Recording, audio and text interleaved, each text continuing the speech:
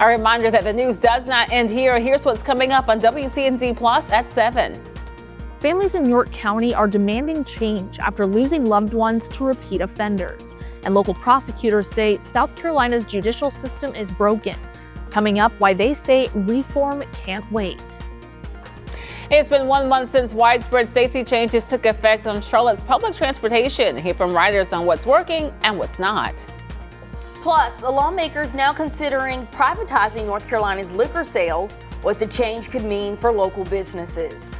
And the historic Huntersville community is facing gentrification. We take a look at a new plan to protect it. All right, a big accident this morning. Take a look at your TV screen. This is going to be the right lane that's currently blocked, I-77 southbound just past West Boulevard. You can see that traffic really starting to build, but here it is right here as those cars are hardly moving because of that ongoing wreck. Again, right now, the right lane is currently blocked. This is where the slowdown is. Keep this one in mind for your All right, and the final 7-day of the work week. We have the lower 70s today through the weekend, but here's the deal. It's overall going to be an overcast weekend. Most of the rain that we see is going to be late Saturday night into Sunday, but on and off rain is possible. After that, it'll be much sunnier and actually much warmer, so something to look forward to, all right? Well, make sure you join us over on WCNC Plus. We'll be streaming live starting at 7 o'clock this morning, and make it a great Friday. Enjoy the cooler weather. We'll see you.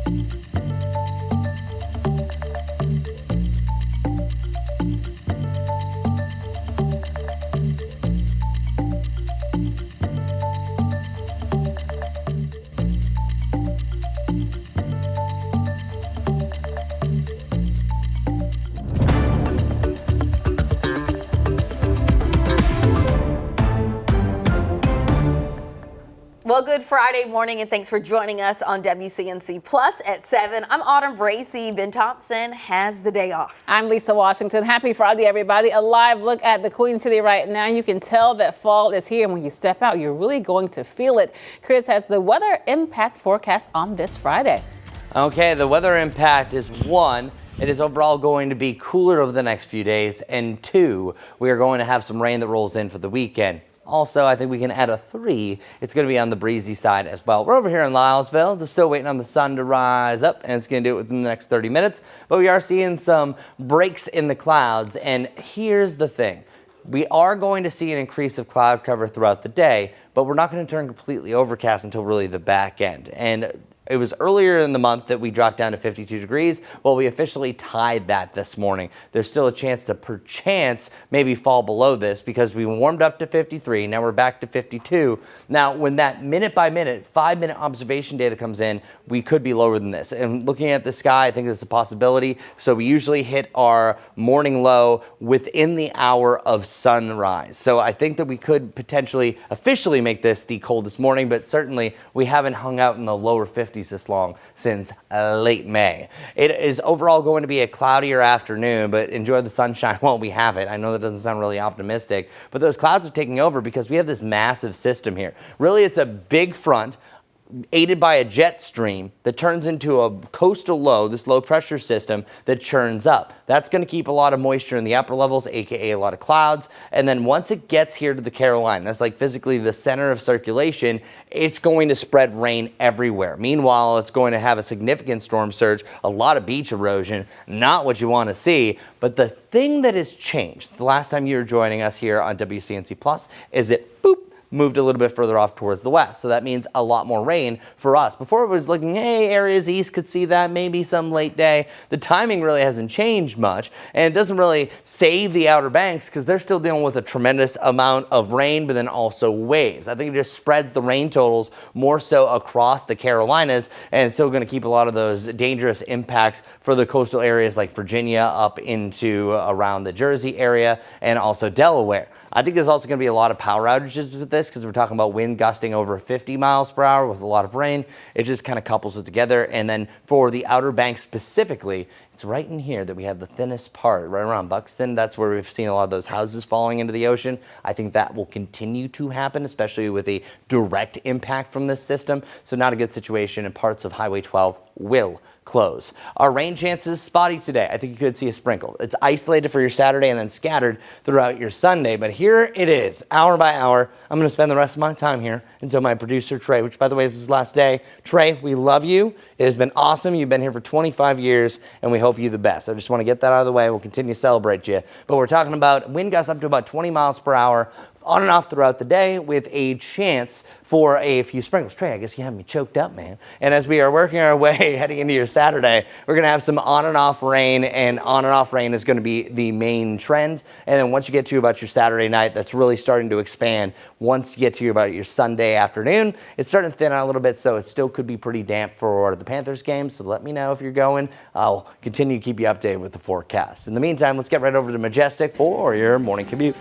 Good Friday morning, everyone. Gotta let you know about an ongoing crash right now. The left lane is currently blocked on I-77. This is the southbound lanes just past West Boulevard right here. You can see where the crash is off to the right-hand side. Traffic is still moving at this point. It's moving a little faster than it was just about 5 to 10 minutes ago. So making some progress, but as you can see, it is still a bit of a mess out there. I want to switch it over to my live traffic map showing you exactly what I'm talking about. Look at all of this red. This is going to be the southbound lanes being impacted by that crash, specifically West Boulevard exit 9A backed up to at least Trade Street. So we will keep you up to date with this. This is really what you need to know as you're heading out the door this morning, where it will be most impactful for that morning commute. That's not the only crash, though. To the north of Charlotte, we're following this crash here. The exit ramp from I-45 exit 21 to W.T. Harris Boulevard is blocked because of a crash. Again, that's just the exit ramp. And then as we head to the south, a lane is blocked right here on Brookshire Boulevard at Center Street. So we will keep you up to date with the very latest. But for now, those are the most important things you need to know. Autumn. Majestic. Well, next week, early voting begins on a possible transit tax. Ahead of this vote, Matthews residents came together for their town hall, getting answers to their questions on the 1-cent sales tax proposal. WCNC Charlotte's Tradisha Woodward was there and has those details. Well, leaders say the forum called The Whole Story on Transit Tax was put in place to do just that, ensure folks have the whole story and correct information before casting their vote. Officials have approved the 1-cent sales tax referendum to appear on the November ballot. Mecklenburg County Commissioner Susan Rodriguez McDowell says she wants to ensure residents feel more confident about their choice at the ballot box. It's really important to me that people get the whole story, meaning they get a really good idea of what is going to be on the ballot. McDowell did vote against the sales tax, but she says this meeting isn't about being for or against the proposal. I'm not trying to persuade people yes or no. But instead, she's equipping voters with the things they need to know to make an informed decision, dispelling what she calls lots of misinformation. They said anybody who drives on an interstate knows that they should vote for this tax. But that is a complete misconception because this tax isn't going to interstates. She says Katz was supposed to flesh out the details and answer questions. And then just last week they canceled. McDowell presenting the information herself, allowing some residents to speak out. There's not enough detail in it to tell me how it functions. Others to ask questions. Could you provide some clarity on how the rail was developed? And some to share their concerns. The way this thing is set up, it's pretty much whatever Charlotte wants, they're going to get, because Charlotte and the county are going to control that board. We'll have one vote out of 27. She says she's hoping this discussion clears up confusion as they prepare to make a decision that could shape how Charlotte grows and how everyone gets around for decades to come. For me, it's really important that people just get a well-rounded set of information. Tradisha Woodard, WCNC Charlotte. Coming up, the New York Attorney General responds to her indictment. Plus, the latest on the Mid-East peace deal will be back in just a few minutes.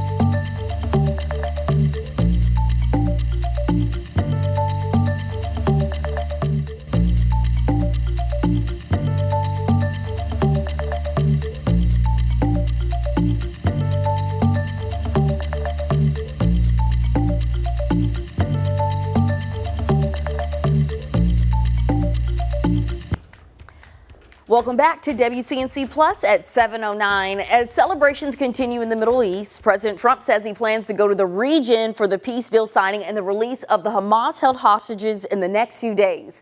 The news bringing rare moments of bipartisanship on Capitol Hill. NBC's Alice Barr has the latest. Smoke still rising over Gaza early this morning in the final hours before a ceasefire takes hold. Palestinians and Israelis already celebrating after the Israeli government approved the first phase of a peace deal Hamas already agreed to and President Trump advanced. I think it's going to be a lasting peace, hopefully an everlasting peace. The president planning to travel to Egypt this weekend for a formal signing and the return of the remaining hostages, 20 believed to still be alive after 2 years in Hamas captivity. They should be released on Monday or Tuesday. Getting them is a complicated process. And there are even more complicated steps ahead, including a requirement for Hamas to disarm and leave power, still an open question. They got to be written out of the future of Palestine. Just keep our fingers crossed. Cautious optimism on Capitol Hill, where lawmakers in both parties gave credit to President Trump. What we need is bipartisan support for the peace process, which will be fraught with obstacles, make no mistake. The biggest challenge, how to bring Gaza back from the ruins and secure a peaceful future. President Trump adamant no one will be forced to leave and that neighboring nations will help rebuild. We're going to create something where people can live. You can't live right now in Gaza. The U.S. military preparing options to send as many as 200 troops to Israel to ensure stability and the flow of aid into Gaza, according to 2 U.S. officials familiar with the planning, who noted there will be no American boots on the ground in Gaza. As for how this deal came together, Secretary of State Marco Rubio pointed to some key turning points, including President Trump securing the backing of leaders of Muslim-majority nations at the UN General Assembly last month, getting Israel's prime minister to sign on in a White House visit, and delivering a final ultimatum to Hamas. In Washington, Alice Barr, NBC News.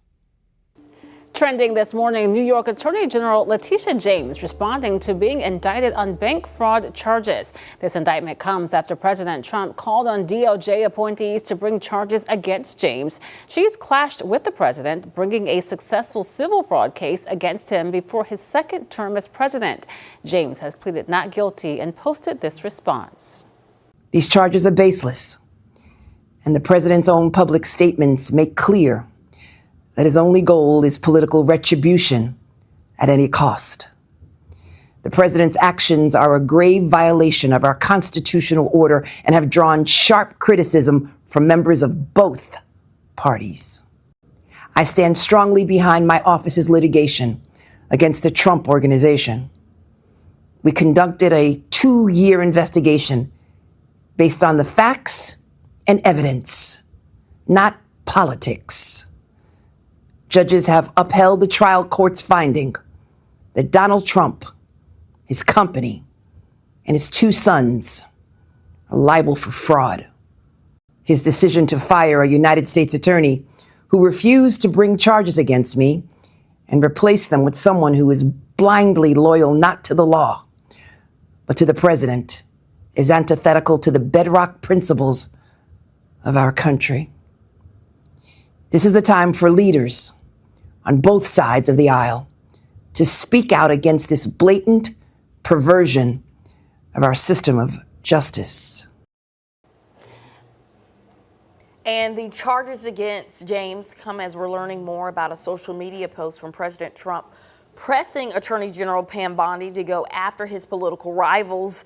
The White House saying it was posted in error. An administration official confirming to NBC News that Trump thought he had sent the message directly to Bondi, and he was surprised to learn he had actually posted the messages on Truth Social. Since the post was made, 2 of the 3 people mentioned by name in the post have been indicted, including James and former FBI Director James Comey. Well, coming up, trouble on the Carolina coast, why more homes are in danger of collapsing in the ocean.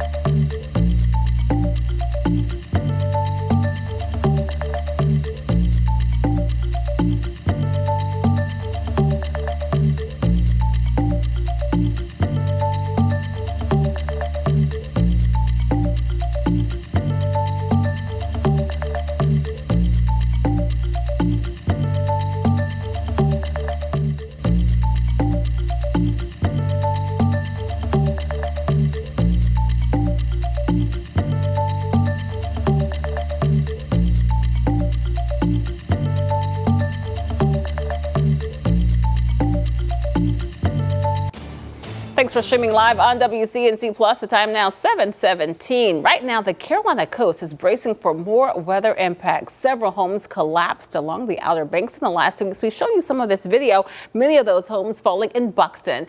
The Weather Channel's senior national correspondent Justin Michaels joined us from Buxton on our weather impact stream right here on WCNC Plus, and he discussed those brutal conditions that people are experiencing and some of the damage that's already been done. What it has done in just a few storms, not a few years, not a few months, but a few storms, is taken away 141 feet-ish, give or take a little bit here and there, but more than 140 feet of beach. So Lauren DeSarmo behind the lens, let's take a look. You can see one of the homes out here, gents. This home is clearly eventually going to fall in. It is truly sinking into the very soft sand underneath of it. Those pilings are eventually going to let go. All right, Chris joins us now. And I asked you this earlier just because I wanted to make sure I heard what he was saying correctly. Is that it has receded, or I guess the winds have gone in, the storm, that now we're talking about the actual coastline, 140 feet in just a short amount of time. Yeah, that's what's the most astronomical thing. But I was looking up some deeper stats on this. So Rodanthe, for example, loses 15 feet per year. Wow. And then some parts of the Outer Banks since 1987 have lost 675 feet. Holy cow. So a lot of people say, oh, how irresponsible for these houses to be built here.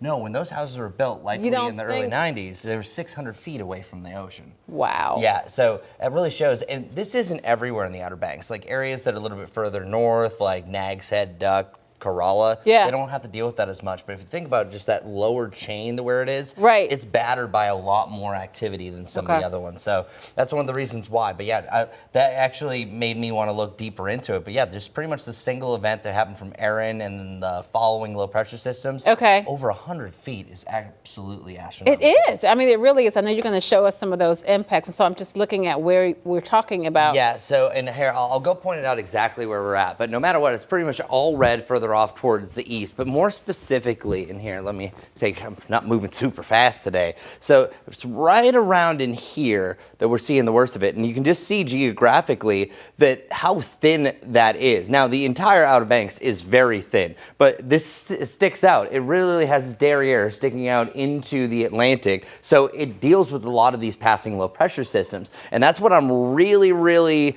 worried about this system. Even though it doesn't have a name, it's not a hurricane, it's still going to provide some gusts up to about 50 miles per hour, has overwash, which is literally just the rushing of water over the dunes up to 5 feet. So this is a big time deal. This is just as much as if we had a powerful tropical storm that was making landfall. So I think we're going to have a lot of beach erosion. I think Highway 12 is going to be shut down again. I think more of those houses are going to fall and more feet is going to be lost. It's not a good situation. There's also a reason why down here that not as many houses are built, say, as areas off towards the north. So yeah, not a good situation. And this is also one that's going to impact the Carolinas entirely. As far as how much rain that we're going to see, these are more the long range models. I think that these are still off because they're not encountering one big shift that happened over the last 12 hours. That this thing is actually trending a little bit further west. And you would think, okay, it's a little bit further west, it's not going to impact the Outer Banks as much. It might take some rain away, but it's still going to splash a lot of water and actually still support some of that stronger flow around its center. But what I think truly for our rainfall, and I want to show you this one, this model I think is pretty much spot on for at least where things are trending. Now listen, this is the way that these have been going. I'm going to show you this and then it'll probably pull back and you're not going to see as much rain. Still going to be cloudy regardless, but I think this is the most rain that we could potentially see here. And notice the time frame. This is Saturday at 6 p.m.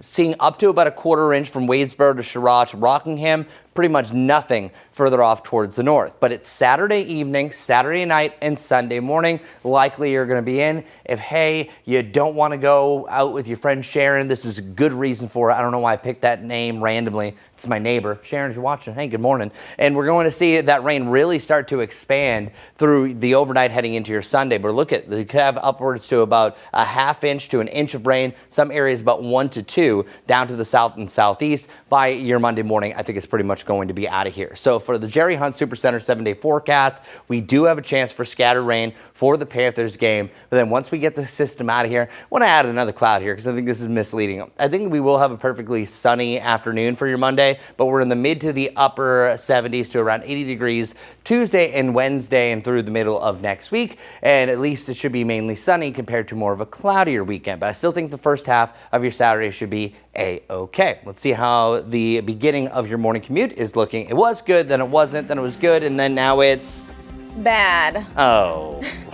All right, let's get to this. The right lane right now, it's blocked on I-77 southbound just past West Boulevard. I want to show you a couple of our camera shots. You can see traffic is really starting to back up. That's not even where the accident is. This is where the accident is right here. You can see several emergency responders there, a few police officers trying to get this all cleared, but this is really going to be a headache for your morning commute, so I would just allow for plenty of drive time to get to where you need to be. Right now, delays are about 5 to 10 minutes. Even as we switch it over to my map right here, just showing you perspective, these will be the southbound lanes on I-77. The accident at West Boulevard, that's exit 9A, and it's at least backed up to exit 10, if not exit 11 or 12 at this point. We'll have another update coming up here in a little while. Lisa. All right, Majestic, thanks so much for that update. Well, check this out. A big shout out to our Larry Sprinkle. Yesterday, he was honored by Disability in North Carolina. That's a nonprofit that partners with businesses to achieve disability inclusion and equality in the workplace. Larry received that leadership award in honor of his many years of community service, especially in supportive services for those with disabilities. All right, why am I telling you about this one? We have Larry right here. Let me slide this all over so we can check this out. Congratulations. Tell us more. It's the organization Disability in North Carolina really works for inclusion of people with every type of disability in the workforce. And, yes. This has been Workforce Disability Awareness Month. So okay. It was a great honor and a great organization, and I appreciate that so much. You know, looks great there. There's so many people with with disabilities you don't even know, you don't recognize. But everyone has something to offer in the workplace. For sure. That's what the conference was. It was held up at the big train headquarters up in Davidson, Oregon, big complex up there. Okay. And business leaders and organizations, people with disabilities were there from all over the Carolinas. So right. It was a great day and a great honor as well. Well, congratulations. Thank you very much. You make us proud, Larry. Thank you. All right, we're going to take a quick break. Make sure that you keep it right here on WCNC Plus. Another update on weather and traffic. Majestic is going to tell us some more about that crash happening on 77 there. And then Chris will have details on your forecast for this Friday. We'll be right back.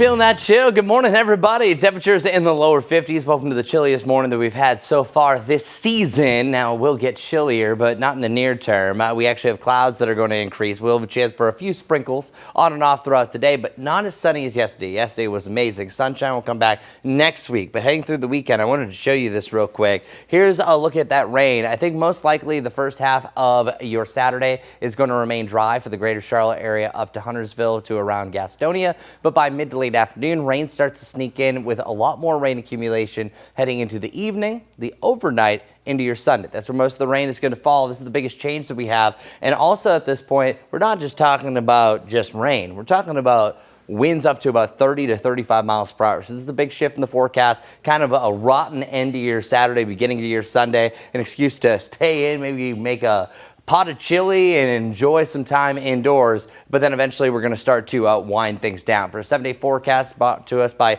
Jerry Hunt Supercenter, you can see temperatures getting much warmer into next week with a lot more sunshine. That's going to complete your weather forecast. We're going to be a lot back here shortly with a lot more information. Make sure to join us live here on WCNC Plus. We'll have weather and traffic back in about 30. See you soon.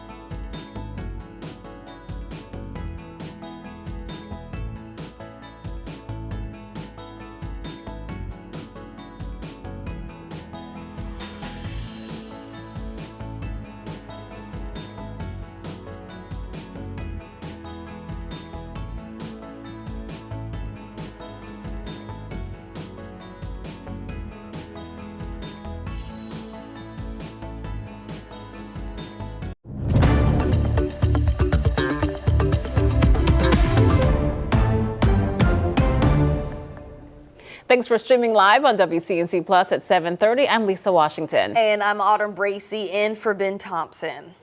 York County is examining the cracks in the South Carolina justice system. Government leaders also addressing criminals who are struggling with mental health, saying crimes continue when these people are repeatedly released. WCNC Charlotte's Destiny Richards is live this morning in York after hearing what the families of those victims had to say. Destiny. Good morning. York County families, they are basically, just not feeling great about this constant cycle of repeat offenders. These are families that have lost loved ones to repeat offenders, and they are calling for changes, especially when it comes to South Carolina's judicial system. Now, it was at yesterday's meeting that families shared stories of loss and their frustration that the same problems keep happening. They say defendants with long records and even mental health struggles are getting multiple chances in court while communities pay the price. Loved ones like Lori Williams say they've seen firsthand what that system looks like after her brother's killer got a $250,000 bond despite a lengthy record. Shopping around for a judge that would give him bond. And in December of 2022, that's exactly what happened. There need to be changes in the law, and there need to be specific changes as far as how we pick judges and also in the arena of mental health and mental illness. Solicitors Kevin Brackett and David Pascoe stood with families to say reform is long overdue, starting with how judges are chosen. In South Carolina, lawmakers, not voters, elect judges after a screening by the state's Judicial Merit Commission. So they're partnering with these local prosecutors to call for change. And while they say this change needs to happen from the top, they're also calling on everyday people, neighbors here in York County, to call and contact their state and local leaders to push for this reform. I'll send it back to you ladies in studio, live here from York. And so, Destiny, they're saying that the system is broken. Do we know how common these repeat offenses are? Yeah, so I did find some data for South Carolina in general. So according to the South Carolina Department of Corrections, about 21 to 38% of released offenders, or 1 in 5 released offenders, return to prison within 3 years. That's depending on the program or the county, of course, but that means that most released inmates do not immediately re-offend. But obviously for these families, this is a very personal situation. Even one repeat offender who has a long criminal record or a history of mental illness, them recommitting a crime obviously is not great and is something that, you know, is going to affect people personally. And these local prosecutors are also coming forward because they say that, you know, it is leniency or inconsistent judicial decisions that could possibly come from the process at which judges are elected. So that's why they want judicial reform. They also want reform for mental health, more mental health supports, so this type of thing does not happen again as well. And we know that that mental health support is certainly necessary. All right, Destiny, thanks so much for that live report. Let's check back in with Chris. Now, actually, we're going to go to Majestic first to find out more about that situation on 77. We have a big backup. This is going to be on I-77 southbound. I want to show you a few of our cameras. This is going to be at around exit 12 at Tondo Ave. You can see cars are hardly moving there. But even as we get a little closer to Uptown, this is now right around exit 10. You can see I-77 at the bottom of the bridge moving a little slower. And then this is exactly what we're seeing. Once you get closer to the accident, cars are basically at a stop and go. So you're going to want to keep this in mind.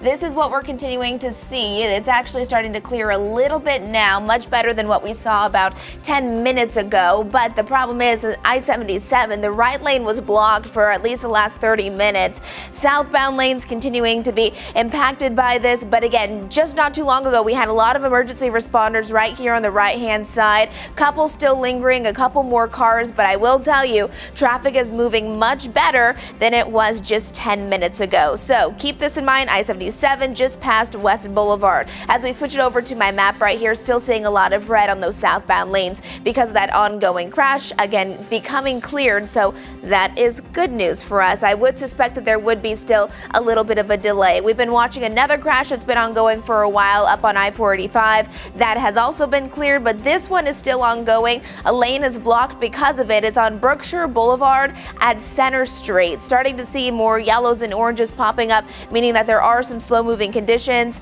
That one I'll watch for you. And then this crash right here on Sandy Ave on Tryon Street, not really seeing any impacts with it, mainly green, but we still have a handful of other accidents that I'll walk you through, but those are the most significant ones for now. All right, Chris, I'm going to send things over to you. We're heading into the weekend. I don't like the clouds, I'll tell you that, but I'm enjoying the cool down. Yeah, see, I personally love maybe one cloudy, dreary day. I was like, oh, I don't have to do too much. When it's kind of the entirety of the weekend, not great. Now, the thing with your Saturday, it's not going to rain most of the day. I really think it's going to be a back-end action that we're having here, but today is also turning cloudier. Yesterday was gorgeous. Well, today's great for picture taking. Let's just focus in on the good, I guess. 41 degrees in Boone. That cloud cover, what it is acts like a blanket. So we actually dropped down to about 37 degrees around Boone. And now with that cloud cover, it's actually allowing us to warm up a little bit more. And we're 52 right now. That matches the coldest low that we've had so far this season. That was back on October 3rd, but we've been hanging out in the lower 50s much longer than that one. I remember this morning. We were about 55, 56, and all of a sudden, boom, dropped down to 52, and it jumped right back up. So this is a little bit different. This overall has been the coldest by far. Now, our hour-by-hour forecast shows one big shift. We have some sunshine, and then not a lot of sunshine. Overall, today's going to be a mostly cloudy to an overcast day. It's also a breezy one. I don't want people to underestimate those winds, because if we do get a little bit of rain and some gusts up to 30 miles per hour, there's also a chance and an outside risk here for some downed trees, some uprooted trees. It's going to be a possibility here. It doesn't take too much. Good news for us is we haven't really seen a lot of saturation before this. The big deal is going to be further off towards the east, as we have some rain gathering right off of the Charleston shoreline. That's going to turn into a big time coastal low. And see this cloud cover? That's no sunshine. This right here at least is a broken sky, so that's good news for us. And we are also going to see a slight uptick about how we feel, but we're barely around that sticky threshold. That's just really just not a great hair day, just because it's going to be actively raining heading into your Sunday. That's the change. Our weekend forecast has been shifting subtly. Today, 70 degrees. Through this weekend, we're 71, 70, before we're back to about the mid-70s with some sunshine starting to come back in action. But I wanted to talk about our weather impact window. I think it's really opening up once the sun sets. So we're talking about your Saturday evening heading into your Sunday morning. That's where I think you're going to have the most widespread rain. The most likely chance for rain is right around midnight, and we could have up to an inch, with some areas 1 to 2 inches of rain here southeast of Charlotte. So hour by hour, I'm going to show you exactly what our futurecast looks like. So I'll see you here within the next 10 to 15 minutes, bringing you through the ever so changing forecast we have for this coming weekend, and when that rain is finally whoop out of here. Back to you, Autumn and Lisa. All right, thank you very much, Chris. Well, right now there's a push to preserve an historically black community on the south side of Huntersville. Pottstown was established back in 1909. And right now it is facing gentrification. As WCNC Charlotte's Walker Lawson shows us, a new plan could help preserve the community. Well, this historic black community has been home for some families for almost a century. And they're now fighting to stay, as they say development is attempting to push them and their history out. Welcome to Pottstown, a close-knit neighborhood that's more than just a place on the map. It's just been very important to me to make sure that my grandmother's legacy and things that our family had done isn't forgotten. Janelle Harris has called the community home for 11 years, but her grandmother's roots stretch back decades. Today, she and her neighbors are fighting to keep this place alive. It's just important that the nature and the richness of the histories and the traditions and the heritage that you get here are able to be continued to be passed down. At the heart of that heritage, the Torrance Lytle School. It was North Mecklenburg County's first and only public high school for African American students. But as developers move closer and closer, Harris fears their history could be paved over.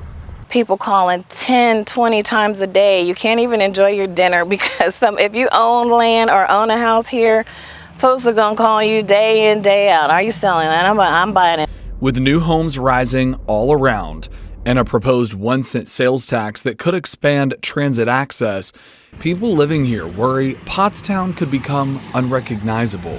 The town of Huntersville has hired a consultant to craft a preservation plan. It recommends things like forming a community coalition, an overlay district for preservation, and housing stability and property tax relief programs. Harris says action can't wait. Stop right now. Stop building these $400,000 houses right next to our $100,000, $200,000 homes. Just stop so we can have a chance to try to see what we can do. The plan is expected to be in front of the Board of Commissioners on October 21st. Reporting in Pottstown, Walker Lawson, WCNC Charlotte. Ahead here on WCNC Plus, a major book supplier shutting down. Details on how it affects Mecklenburg County Library customers.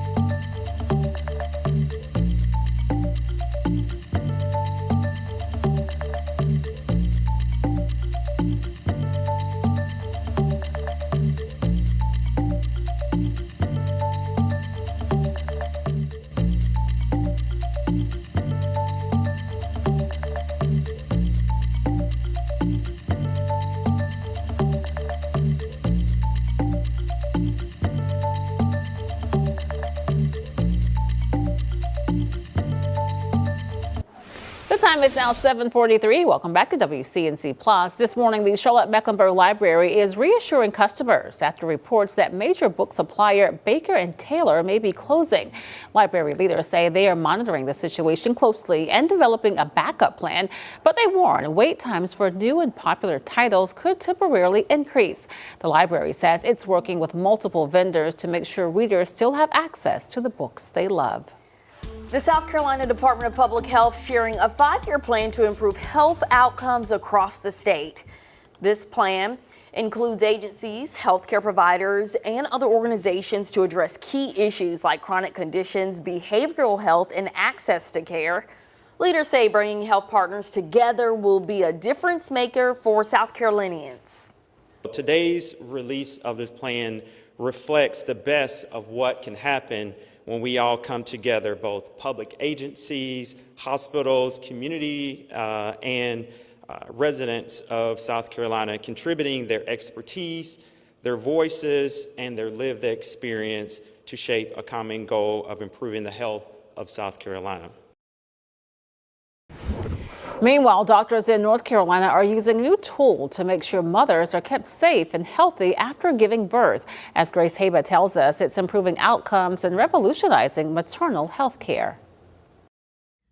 Moments after joy, emergencies can happen. Hemorrhage is when you have bleeding that is beyond that expected normal amount. In most cases, postpartum hemorrhages happen within 24 hours of delivery. This is where we'll see this information. Now, a simple tool that most patients don't even see is helping reduce negative outcomes at WakeMed before they ever happen. When the patients come in, there is a questionnaire that the nurses complete based on their history. Patients are then automatically categorized as either low, medium, or high risk of postpartum hemorrhage. You'll see this is marked with a red, matching color codes brightly displayed right on their chart. It helps us just sort of have some of these anticipatory conversations. Sometimes we'll have specific tools or medications in the room. If patients are having a cesarean birth, we'll communicate that with our anesthesia team. The toolkit by Epic is one of several things WakeMed has implemented in recent years to improve birth outcomes,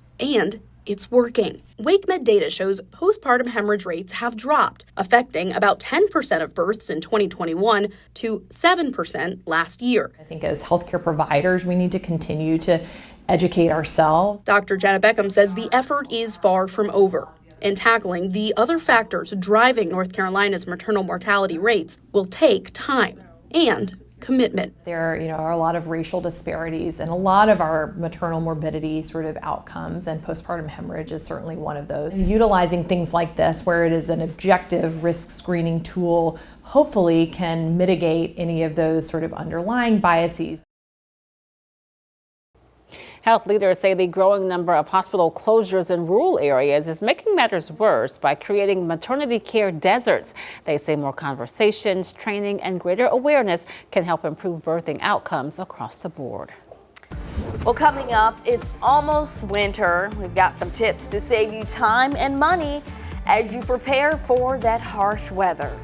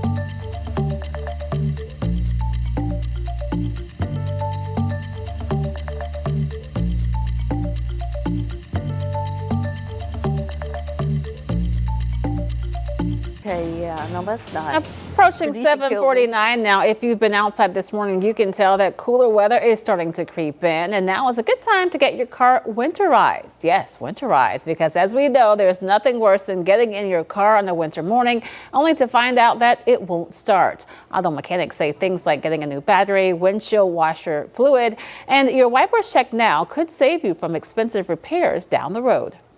It's really important that we get our cars ready for winter. 5 to 7 years old is all we're seeing is on battery life. A lot of the small things like winter wipers or even a proper wiper blade, snow brushes, but what we need to check is to see that you have proper antifreeze or windshield washer fluid. Mechanics say don't wait until it starts snowing to get your car checked out because many places will be booked up by then and it'll cost you more time and money.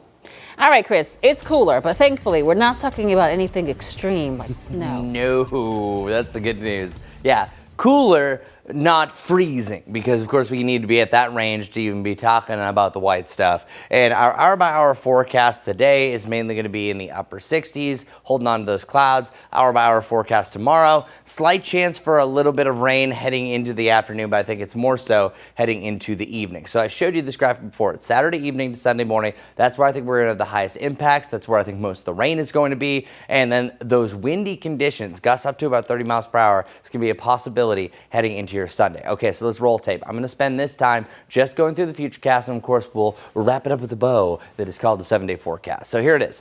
You're seeing a little bit of green here on the map. This is really going to be like what we had in some spots on Wednesday. Raise your hand if this happened to you. A little bit of light rain rolled through. Some of it was barely spitting, didn't really last too long. That's the max possibility for today. I think really it's just going to be a cloudy day that might look more like it's going to rain than actually, and then you could have a few sprinkles from place to place, but I don't think it's really going to be measurable. Now, once we get to the overnight, we're increasing the clouds. If you're watching from the mountains, you have the best forecast out of anyone. You're talking about more sunshine for today, and you're seeing clouds tomorrow, but you're avoiding the rain for the most part. Our Futurecast is also, I have these icons representing the winds because they're really going to change heading into your Sunday as that coastal low that's just going to wreak havoc for the Outer Banks rolls in. Here's the first look at rain right around 3 a.m. to about, let's call it 2 p.m. So that means really it's areas east down to the southeast. I think we can really pin Albemarle down to Chirac over to Rockingham, this little triangle here, receiving the most rain across our area, so really southeast of Charlotte. And then we see our first signs of rain really starting to roll in mid to late afternoon, but for sure it's by the evening this is going to be most widespread. So I think this one right here is honestly the worst case scenario that I've seen as far as seeing a longer period of rain. So that means we could see up to an inch, but then watch what happens as we roll into your Sunday. It takes over. But then once the sun rises up, even though you're not going to see it, it's more of a scattered environment. On and off rain throughout your Sunday. So we could have some wet pockets if you are going to that Panthers game. After that, the clouds are going to break. We'll see some sunshine, and then either side of 80 degrees through the first 4 days of the work week. That is it. Now let's move over to traffic to see how things are faring. It's been an up and down commute.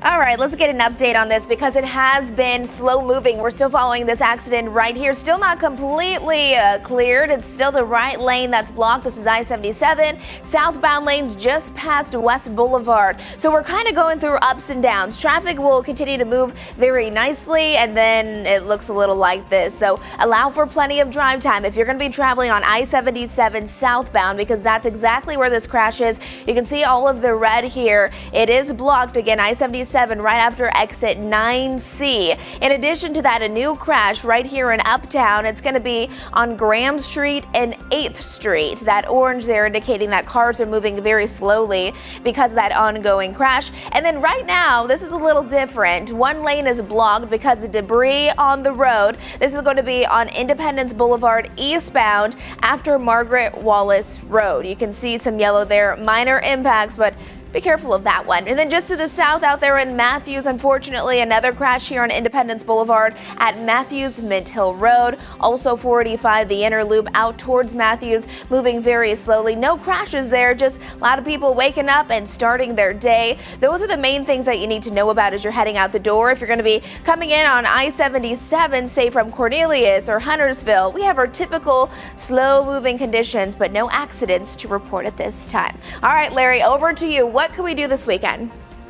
This is Ray Sprinkle. It's Friday, time to talk about what's going on this weekend. There's a lot going on. One of the events is at a relatively new venue right there in Uptown Charlotte called Victoria Yards. It's all about that free event called Veg Fest, noon to 6 p.m. Saturday at Victoria Yards. That's 7th Street, Uptown.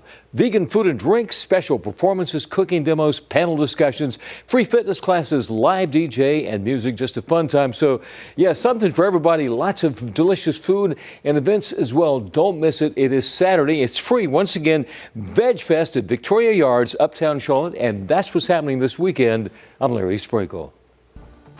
All right, we're going to take a quick break, but keep it here on WCNC Plus. We'll be right back.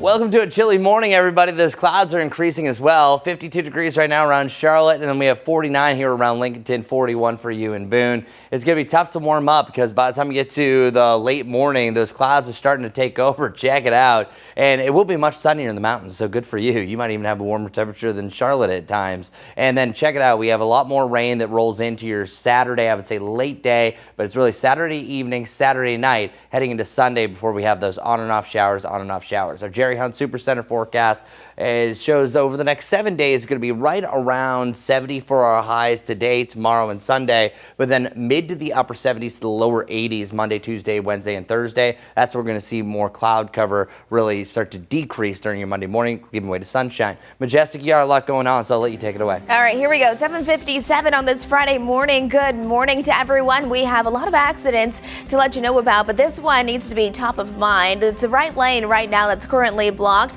I-77 southbound just past West Boulevard. You can see those lights flashing the right-hand side. Cars are moving, but they are moving rather slowly. You can see even as we zoom it in here on my map, a lot of red really being backed up. And keep in mind that is the southbound lanes that are being impacted here. And then another crash on Graham Street and 8th Street. Have a good day and make sure you travel safe.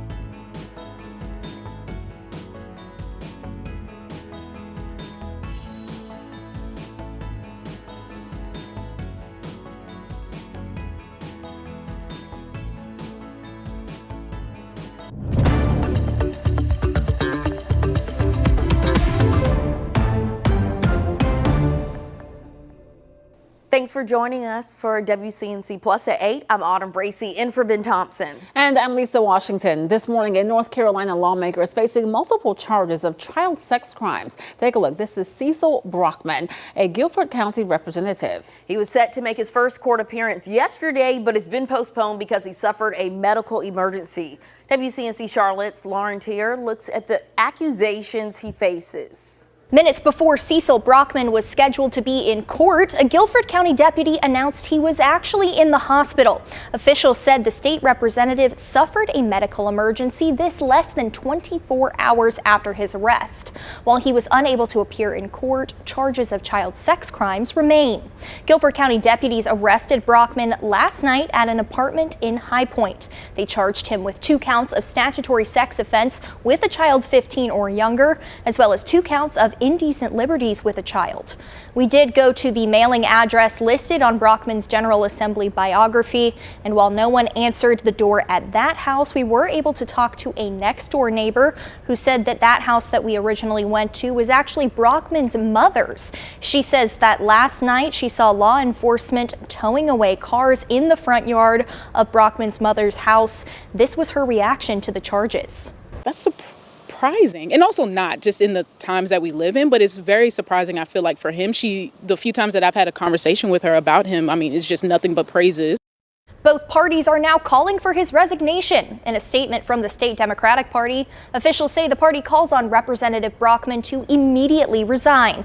The profound seriousness of these criminal charges makes it impossible for him to effectively represent his community.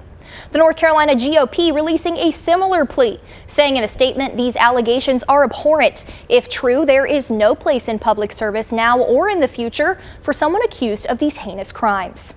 Due to that medical emergency this afternoon, the court will actually reconvene tomorrow around 2 o'clock for Brockman's first appearance. He remains under arrest without bond.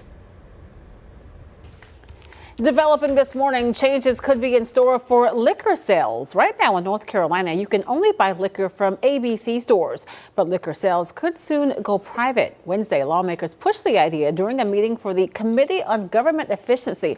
That's the new group that's modeled after President Trump's DOJ, saying they could lower the price of the product and raise tax a little bit. One local bar owner is all for the idea. Believe it or not, we as a business pay $3.70 more per bottle than you would as a person going to buy 1 or 2 bottles at a time. And we buy, a couple hundred a week. The ABC Commission chair pushed back, arguing a state-controlled program helps fund law enforcement's efforts to fight underage drinking. Now, this is all still in the very early stages of discussion. No legislation has been filed. All right, Chris, tell us more about our forecast for this Friday. Cooler now. Is it going to be like this all weekend? Yes, but next week is better, just in time for us to go back to work. That was kind of a little bit of sarcasm, but do you know what? We're going to make the most of it because it's going to be perfect. We're going to have a chance to maybe have a nice lazy day on Sunday because Sunday does not look to be great. I think Saturday you could still have a pretty decent one because it's really not until a little bit later on that we're going to be dealing with the rain starting to roll back in. But all in all, it is going to be a breezier set of days, and that's including today. Yesterday, this is how it was. Beautiful blue sky. Absolutely gorgeous, 73. Today, I actually kicked this down back to the upper 60s. I don't think we hit 70 degrees today. We're not going to see a lot of sunshine. We're in the lower 50s right now. It's going to be a struggle bus trying to warm up, so expect the 60s for today. I'm throwing the 70s out the window here for a change for the next hour. And then also, I think we're dealing with mainly an overcast sky. Officially, this was the coldest morning of the season. I was mentioning last hour that likely, if you look at the 5-minute obs, that we dropped down below that 52. So now 51 degrees is the coldest morning that we've had here in Charlotte, registered at Charlotte Douglas International Airport. However, other areas such as Boone, hitting 37 degrees, also saw their coldest morning of the season. Now, if you're walking around, normal highs, not so much. We should be actually in the mid 70s. Instead, we have the mid to the upper 60s for most of the afternoon. Now, the place to be, believe it or not, is on top of Grandfather Mountain, or at least up in the high country. Yeah, it's a whole lot cooler. You still have the elevation to deal with, but you're dealing with more sun sunshine. Sunshine will make you feel a little bit warmer, and no rain to worry about. So perfect. As you can see in the background, a lot of color change sent in by Leslie Restivo. Thank you very much. Right now we're at the peak color. This is it. We're not past the peak yet, but that will happen quickly. And then next stop all aboard over the next week is going to be above 4,000 feet, and that's right here about the Rough Ridge Trail to around Lynn Cove Viaduct. And then you'll start to see more of a high color through Banner Elk and Blowing Rock. So it's over the next couple of weeks. You want to get that leaf peeping in, and then here in the Charlotte area, it's about early November, if you're not familiar, that we really hit our peak. Satellite and radar, this rain down towards the south. That's going to be the big focal point. But I want to show you the evolution of our rainfall totals. Yesterday, this is showing pretty much close to nothing. This shows that this low pressure system that is going to be a big deal for the Outer Banks in the Eastern Carolinas. This is not just, oh, passing rain. No, we're talking about a lot of beach erosion and chance for more video of houses falling into the ocean. But watch as we work our way through your Saturday evening, Saturday night, heading into Sunday morning. We are picking upwards up to about a ½ inch to an inch of rain, some areas a little bit more the further southeast that you go. So I'm going to slow this down for you. Next time I'm up here talking about my weather spiel, it's going to be the hour-by-hour futurecast helping you plan out your weekend. But just note, dry for the first half of your Saturday, not so much for the back end. Let's get into the middle of our morning commute with Majestic, though.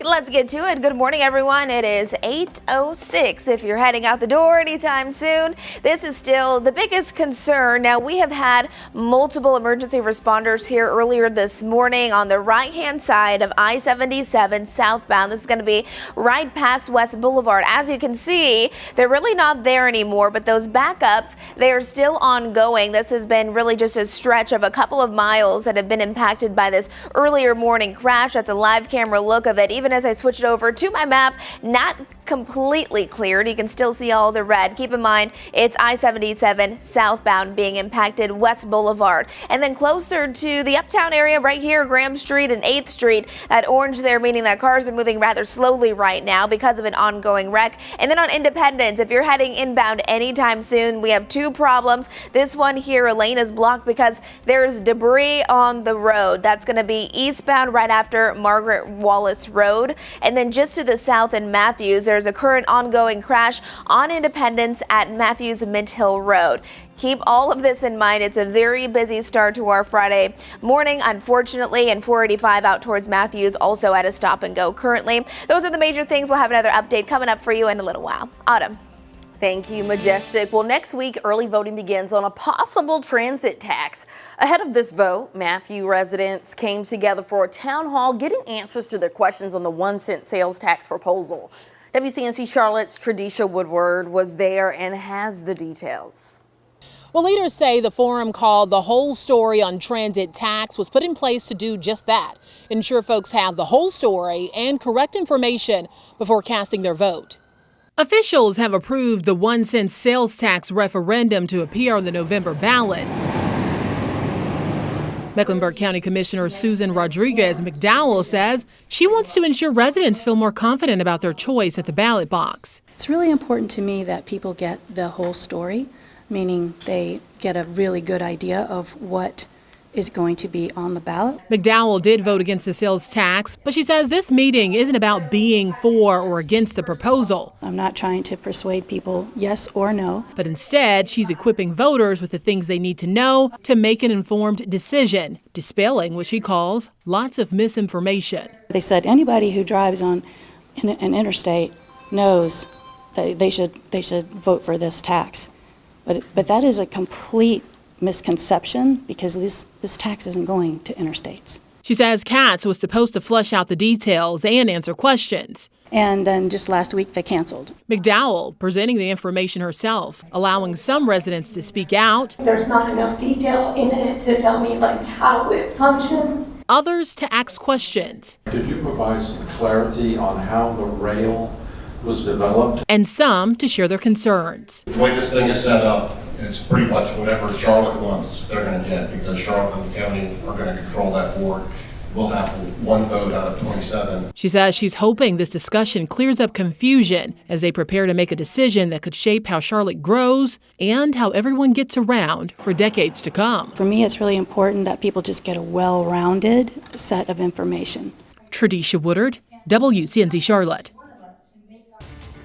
Happening right now, the Amen Clinic offering free medical and dental services for anyone in need. Professional barbers will also be giving free haircuts.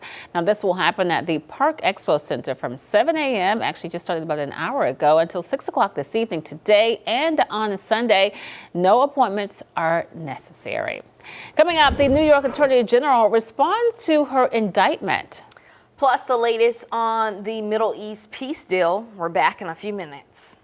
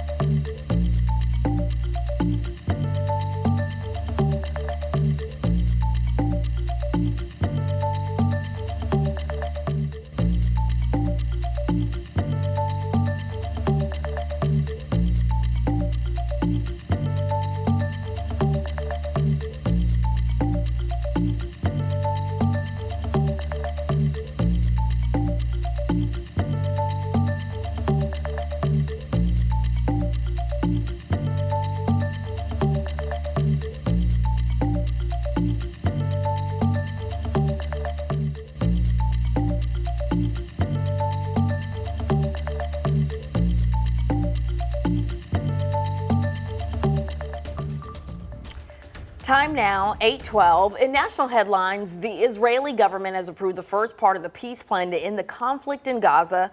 President Donald Trump said he plans to travel to Egypt for an official signing of the deal, and that hostages will be released on Monday or Tuesday. U.S. officials tell NBC News the military is also preparing to deploy 200 U.S. troops to Israel to support stabilization in Gaza. This agreement comes after almost 2 years to the day that conflict started. Under the terms of the deal, the ceasefire should take effect within 24 hours. Also making national news, a judge in Chicago has temporarily blocked the National Guard from deploying to Illinois. The judge ruled the Trump administration's directive violates the Constitution. This follows a similar ruling from Oregon, where a judge temporarily blocked troops from entering Portland. Trending this morning, New York's Attorney General Letitia James responding to being indicted on bank fraud charges. The indictment comes after President Trump called on DOJ appointees to bring charges against her. James has clashed with the president, bringing a successful civil fraud against him before his second term as president. James has pleaded not guilty and posted this response. These charges are baseless, and the president's own public statements make clear that his only goal is political retribution at any cost. The president's actions are a grave violation of our constitutional order and have drawn sharp criticism from members of both parties. I stand strongly behind my office's litigation against the Trump Organization.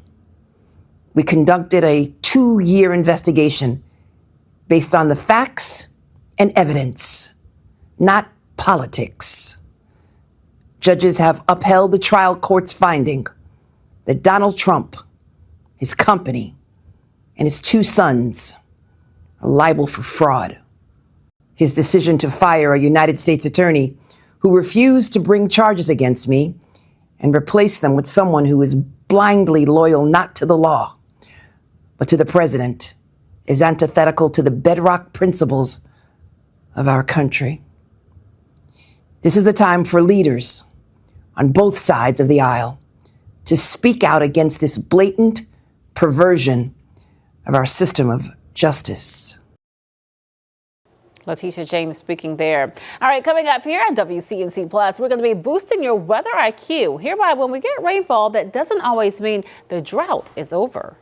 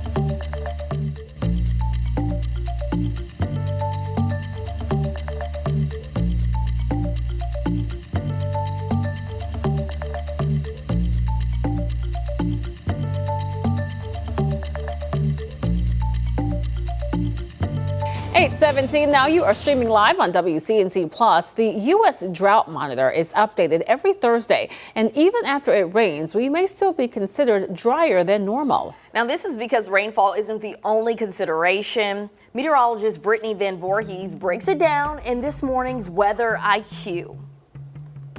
The Drought Monitor is not only based on rainfall conditions. It shows the rarity of dryness or drought for specific areas at different times of the year. Curtis Reganti, a climatologist at the National Drought Mitigation Center, explains the levels are based on percentiles. We're using percentiles to rank current weather and climate and hydrology data, such as precipitation deficits and surpluses. But then we're looking at things like stream flow, soil moisture. We're ranking all of that data by percentile. Percentiles may seem complicated if you haven't taken a statistics class recently, but think of these the same way we rate a child's height and weight when they grow. It's all comparative. The warmer the color, the more unusual the dryness is for a location, meaning it occurs less often. For example, an exceptional drought, which is the highest level, may only happen a few times a century. There are also different types of drought. The most common is short-term meteorological drought, meaning it hasn't rained in a while, combined with a few other factors. Hot, dry air, windy conditions that can also cause more water than normal to be lost via evaporation and transpiration. So we're not just looking at has it rained or not in an area, but also how does that rainfall or lack thereof, combined with other weather conditions, impact other parts of the water cycle. And an excellent transition. I'm going to talk about the winds this weekend. Now, these winds will also be accompanied with a good rain chance, and that really looks to be, again, Saturday evening, Saturday night into Sunday. It looks to be the biggest impact window. But we're going to have, and I'm going to do a little refresher on what's called the Beaufort wind scale. Sir Francis Beaufort, that's what this is based off of. So he studied on how different winds or different wind speed ranges affect things like waves and just general things around us, like small trees begin to sway, or at least some of the leaves begin to sway at a fresh breeze, which is 19 to 24 miles per hour. A strong wind is categorized about 25 up to around 30, At that point, large branches really starting to shake and umbrella use becomes more difficult. The reason why I'm pointing this out is that literally we have a fresh to a strong breeze Saturday heading into Sunday, where Sunday you are going to have some gusts up to about 35 miles per hour. So that is going to be problematic at times. So really a breezy, kind of blustery type of day. Here's a drought monitor, just kind of segueing what Brittany was talking about. The biggest change that we saw was we had some upgrades to some severe drought. Now the eastern side of the Carolinas going to see a nice little upgrade. This is what you want to see all in all, but there hasn't been really a lot of improvements. Our rainfall that we are anticipating, at least for our neck of the woods, anywhere from barely anything to around 1/10 of an inch to upwards to about 1 inch to 2 inches of rain southeast of Charlotte. This is where the sweet spot is. Anything the purple, the red, that's where most of the rain is going to fall. And the newest upgrade that we've seen for the most recent model push is that we could have about 1/2 inch to 1 inch of rain from Saturday heading into Sunday. Before, it wasn't really looking like, oh, you're not going to be impacted, maybe just some clouds. Well, this low pressure system is nudging further and further west. So here's the most recent futurecast. Now, note, this is a changing system. This is kind of like forecasting a tropical system. They waver, they wobble, so it's really tough to track, especially with this one. It's so oblong, asymmetrical, so you can't really see it a direct path. It's kind of doing one of these up the coast. So that's why I think that we're going to see a lot of changes with this. But the biggest change is it has been trending further and further west, so aka more rain impacts to close out our Saturday and begin our Sunday. Check out the winds. That's what these numbers are representing, those wind gusts, what they're going to be doing.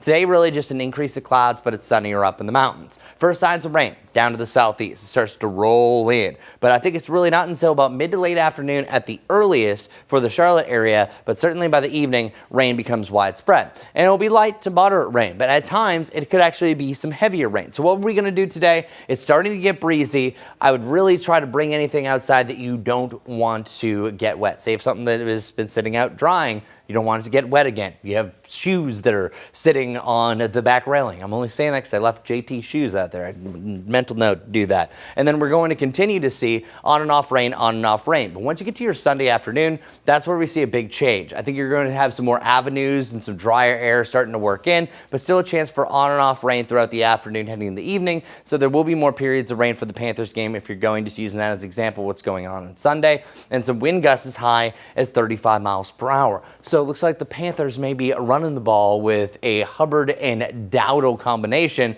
but we'll see. I don't even know if Hubbard's really playing for those fantasy owners. Our 7-day forecast brought to us by Jerry Hunt Supercenter. You can expect either side of 70 degrees for our highs over the next 3 days, mainly a mostly cloudy to an overcast sky, certainly overcast for your Saturday and Sunday. And then after that, we have some clouds to begin your Monday, and then sunshine galore either side of 80 degrees through the middle of next week. Not too bad, but definitely a split 7-day forecast. Let's see how our traffic is looking with Majestic. It's been all over the place this morning.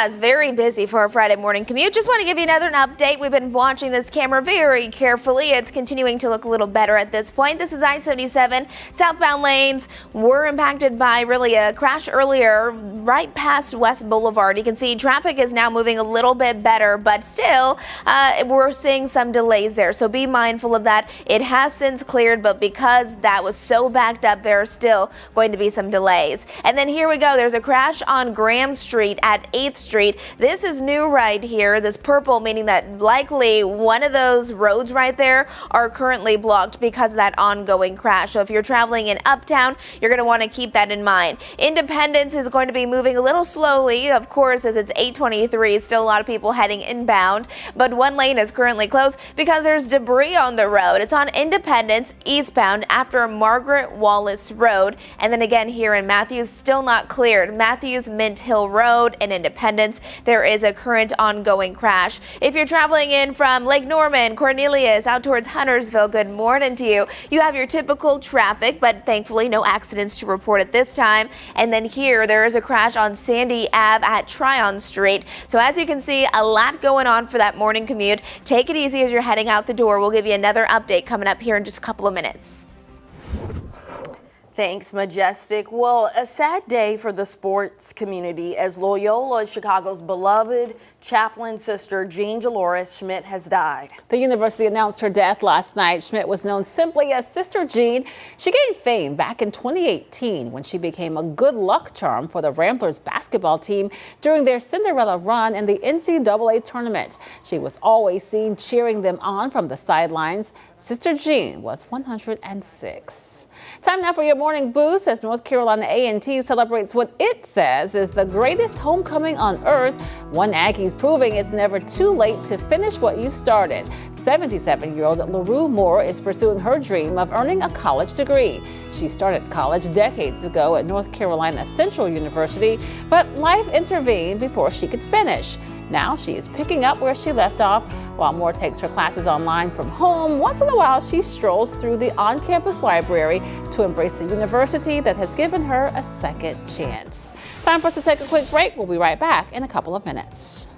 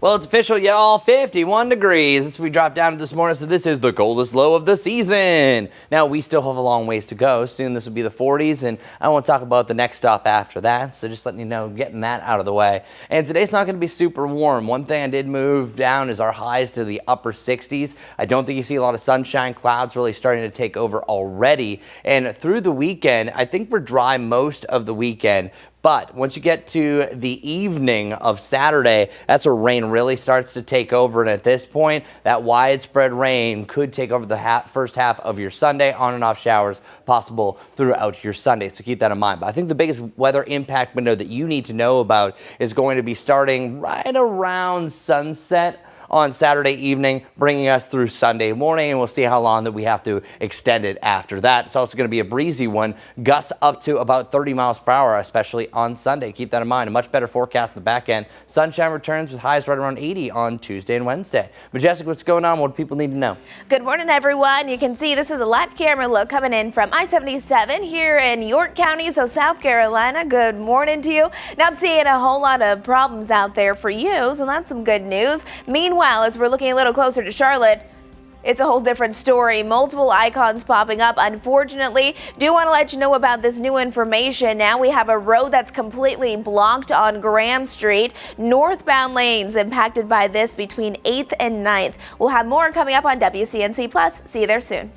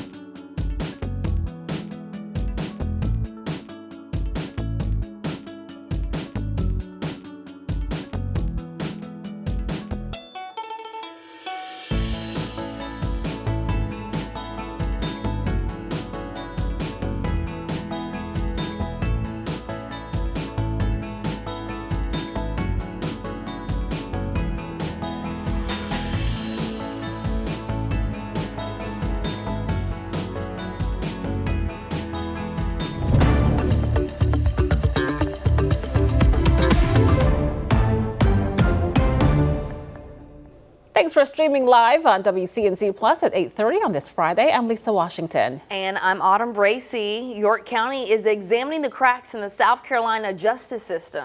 Government leaders also addressing criminals struggling with mental health, saying crimes continue when these people are repeatedly released. WCNC Charlotte's Destiny Richards joins us live this morning. She's in York after hearing what families of victims had to say. Destiny.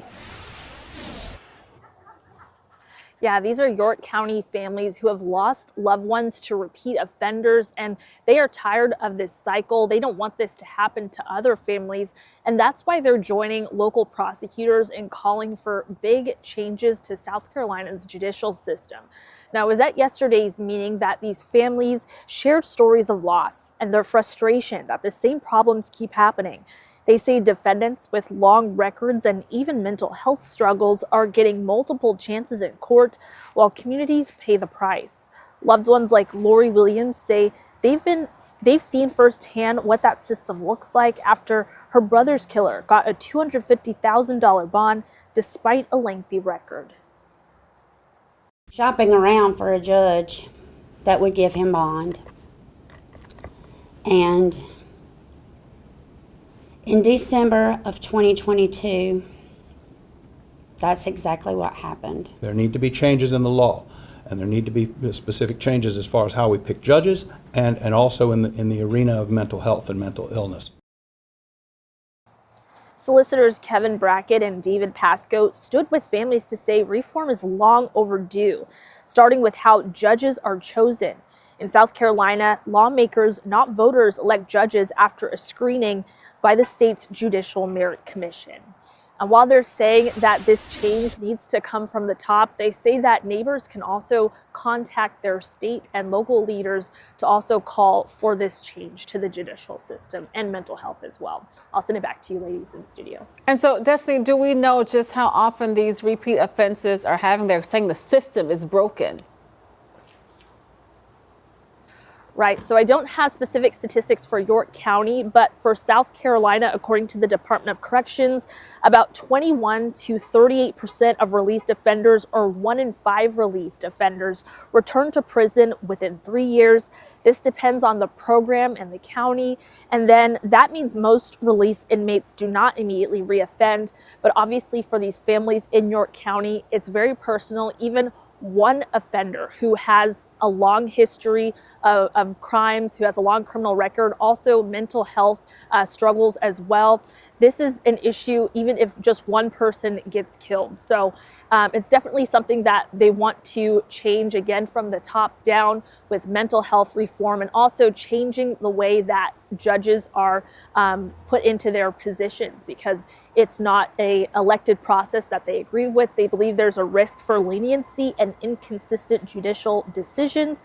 So again, this is very personal for them. That's why they're calling this a broken system, despite what the statewide data shows. But again, the hope is that people can, contact their local and state politicians. They can contact them and possibly get change enacted.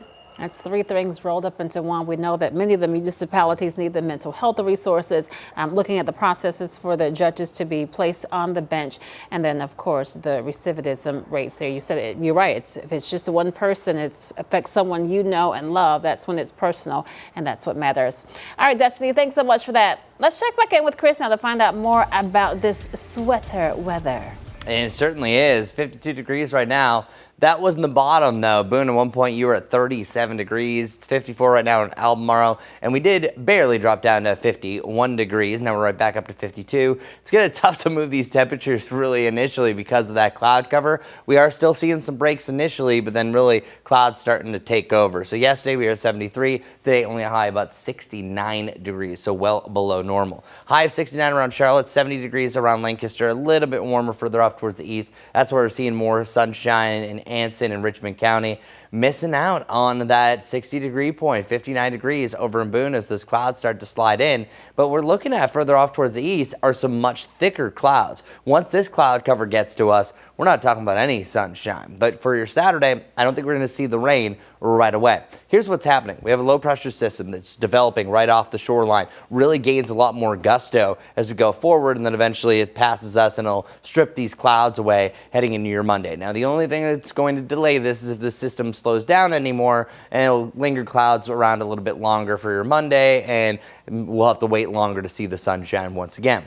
But the big deal here are the storm impacts. We're talking about massive tidal flooding, beach erosion, winds anywhere from 30 to 50 miles per hour. I'm even seeing some signals of gusts up to 60 miles per hour around Cape Hatteras. And it's this area right here that continues to lose more and more of its shoreline each and every year. And especially this year alone, a lot of those houses continue to fall in the ocean.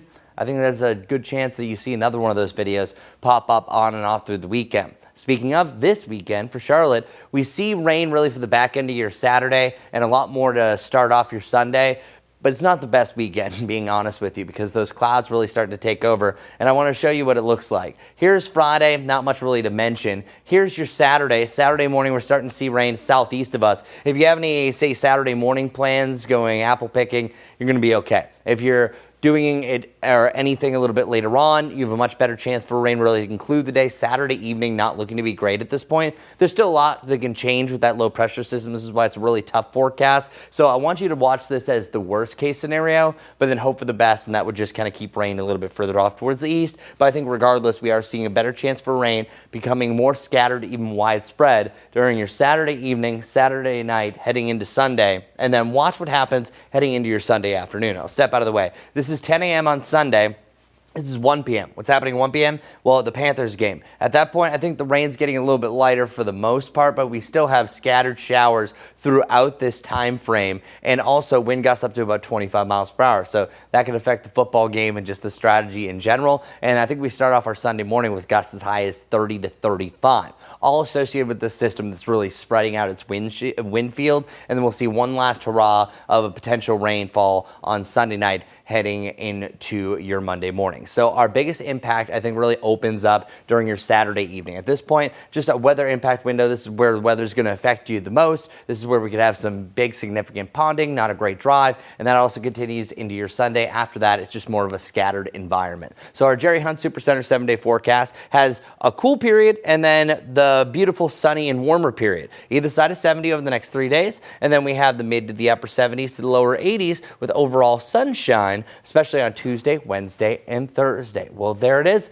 I guess it's a forecast for everyone. If you like it cloudy, good. If you like it sunny, we got that as well. Majestic, how's the morning commute looking? It is busy, that's for sure. Still lots of accidents that are ongoing. It's going to take you a little while if you're coming in from areas like Matthews, because we do have a couple of things that are ongoing. I want to give you another update on this. This is our North Carolina DOT cameras. I-77 still southbound just past West Boulevard. We've had an accident here this morning. Traffic is now moving much better, but still some delays. So I-77 southbound, keep that in mind.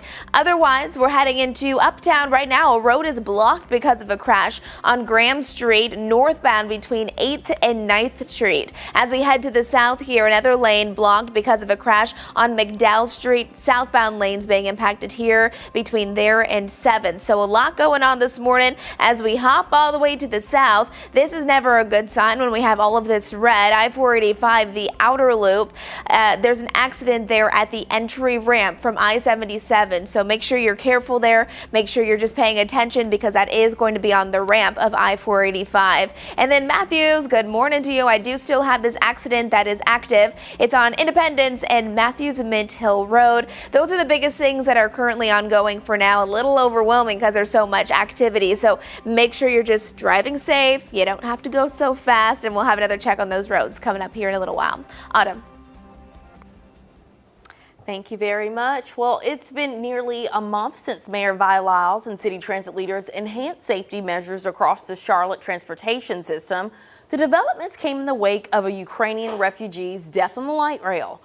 Those security changes include more officers on trains, more patrols, and tougher fare enforcement. Many riders say these changes are visible, but there's still some room for improvement. There's a lot more often security on the train, as well as security on bicycles, on the rail trail. So it certainly has been an increased presence of security. Side-by-sides have also been added to expand reach. CAT says roughly 200 officers, including armed guards and off-duty officers, are now patrolling that system. Well, coming up, how college students are rethinking some of their career plans in the midst of a government shutdown. We'll be right back in just a few minutes.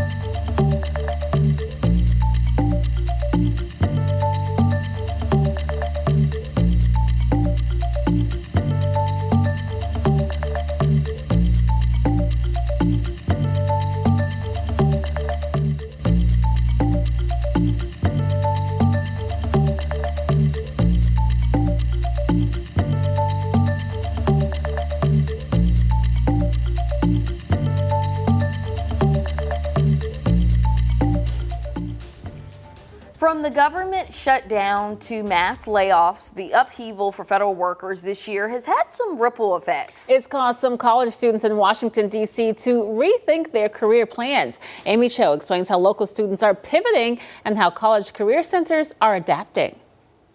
I thought it would be amazing to be in the city where everything happens. When Clayton Detente was making plans for his future, studying economics in Washington, D.C. seemed like the perfect fit. I always perceived myself to get that PhD, become a researcher, and go directly into the State Department, utilize my research to benefit the government. But that landscape has changed a lot over time. The ongoing government shutdown follows months of turmoil. Amid mass layoffs and spending cuts at the federal government, Clayton and other DC students are now trying to decide what's next. Here at the Howard University Job Fair, the school says typically they have about a dozen federal recruiters. This year, they only had about 3. We help students look at other sectors where they can transfer their skills. We always want our students to think about an ABC plan. And now that PhD funding has decreased and higher academia funding for graduate school has decreased, those opportunities where the standard is that you get higher degrees to work in the government in that field specifically has made me extremely worrisome and careful about where I view my career in the future. And over at American University, this year's job fair also had fewer federal recruiters. So we're seeing students become more aware of alternatives to their original plans. They never just want jobs. They really want to make a difference. American and Howard University say they also point students to opportunities in nonprofits and state and local governments as students around the DMV adapt to a changing jobs landscape. That was Amy Cho reporting. 8:44 now. Time for us to connect the dots. That's when we make the news make sense. Doctors warn that waiting too long to vaccinate can reduce effectiveness. Getting shots early gives children the strongest protection against serious diseases. Despite growing skepticism, health experts say vaccines are most effective when given early in life. Let's connect the dots. Children's immune systems respond more strongly to vaccines, which helps protect them against serious illnesses like measles, whooping cough, and flu. Getting vaccinated young not only protects the individual, but also helps protect the spread of disease in the community. This herd immunity keeps vulnerable populations like infants and the elderly safer. As we age, the immune system becomes less responsive. Adults may not get the same strong protection from vaccines, which is why childhood vaccination schedules are so important. Experts say catching up on vaccines later in life is helpful, but starting early gives the strongest defense. Researchers also note that early vaccination can have long-term benefits, helping the body recognize and fight diseases more effectively over a lifetime. Health officials urge parents to follow recommended vaccine schedules and keep children up to date. Staying proactive not only protects your child now, but sets the foundation for a healthier future. And that's connecting the dots. Up next, fantasy football craze is back. How to balance family, fun, and football this season.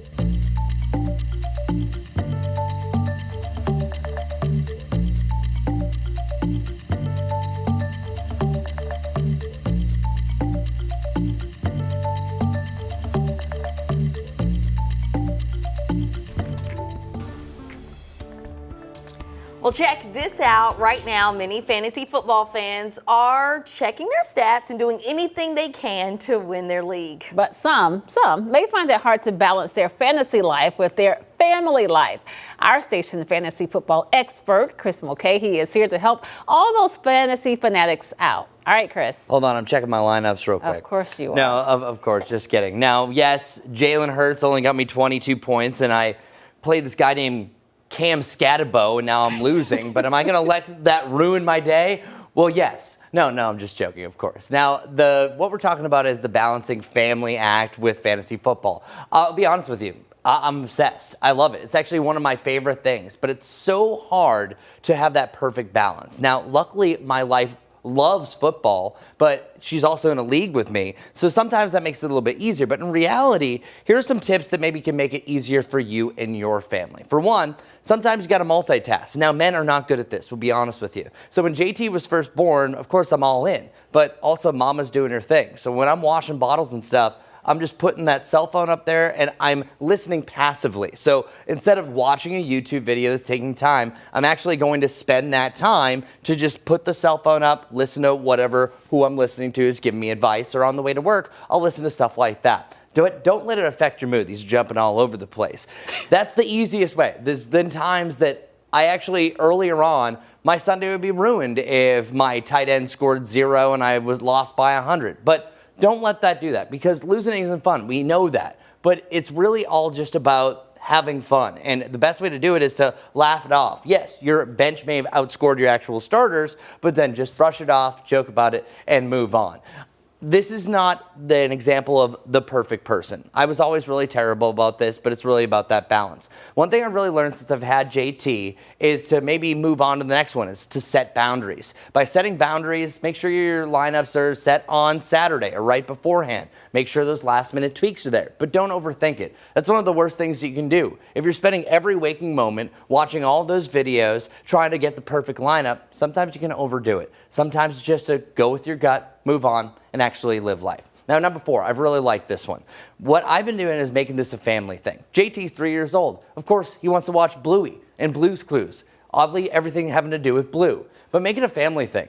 I was watching a Florida State game a couple of weeks ago, and JT was up, and I was getting so excited. And every time there was a touchdown or a big play, I'd pick him up and jump with joy. He now wants to watch football with Daddy. That's been made Sunday not just about watching the numbers on my screen. It's actually making it a family event. When we're adding food and other things, tortilla chips, maybe having chili this week, it's now a family's game. So make it not just your game, make it the family's. Now, yes, you can get passionate about your team winning or losing. That's okay, but make it the short term. Don't make it the long term, because suddenly you're not on an island. You're actually fulfilling it and making it all as one. Now, yes, you might be upset that you're rooting for that field goal to maybe happen at the last second or not, but bring the family in and have a good time. Make it an event. That's exactly what we're going to be doing this coming weekend. It's going to be a really good time. This has been a tough battle for me. Okay. So instead of giving you the advice to who to pick up this week, just don't overdo it, because it is so easy to do that with this game. Now, those who don't play fantasy football, you don't know, it is very addicting. I don't know this. Okay. Well, because what happens is, like, you're say the Panthers are on, and you're watching.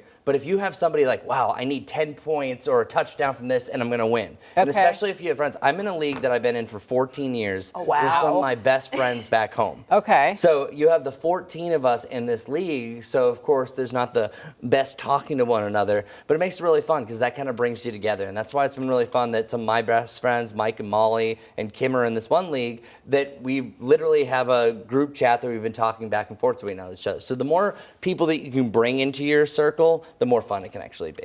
Love you guys. I do not want any parts of All right. Quick weather you got to tell us about briefly. Okay. Take off the football hat. Put on the weather hat real quick. Okay. Wait. Line up, set, and we're good. All right. 52 degrees. That's where we're at right now. But I'm letting you know that it's going to be a struggle of us really trying to warm up as we work our way throughout the day. And then all in all is going to be a much cooler forecast, because yesterday we were at 73.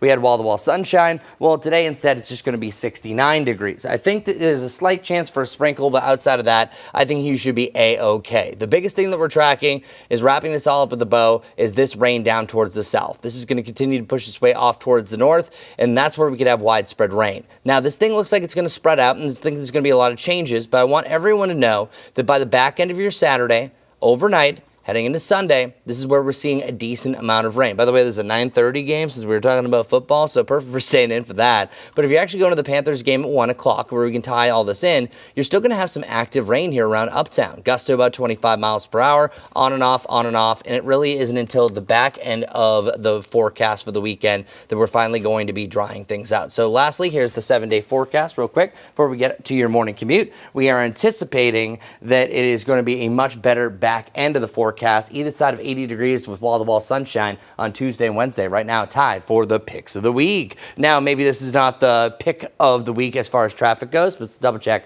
with Majestic. All right, good morning, everyone. Let's get to it. It is our Friday. However, it is busy out there out on those area roadways. Couple things for you to know as you are heading out the door this morning. Let's see if we can get one of these cameras up and working for you. This is I-85. It is not too bad there. You can see lots of traffic just continuing to move nice and smoothly. smoothly, but it is busy, as you can see. As we switch it on over to my map for you this morning, we have lots of ongoing accidents still following this. This is going to be right around the Uptown area where a lane is blocked. It's going to be on McDowell Street, southbound at 7th Street. So be mindful of that as you're heading out the door. Otherwise, as we hop on down to the south, still following this, I-45, the outer loop being impacted for the entry ramp on I-77 if you are heading northbound. All right, Majestic, thanks so much. So we are going to take a quick break. Make sure you keep it right here. Live Impact News takes over at 9 o'clock.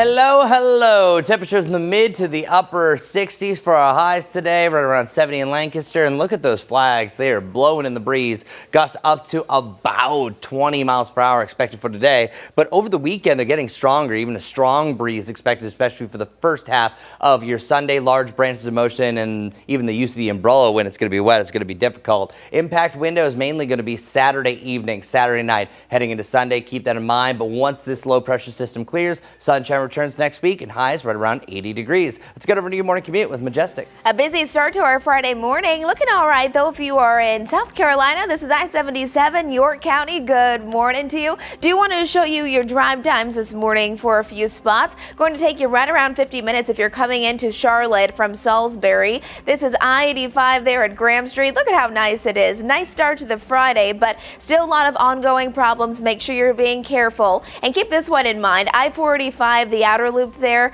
the entry ramp onto I-77, there is a current crash.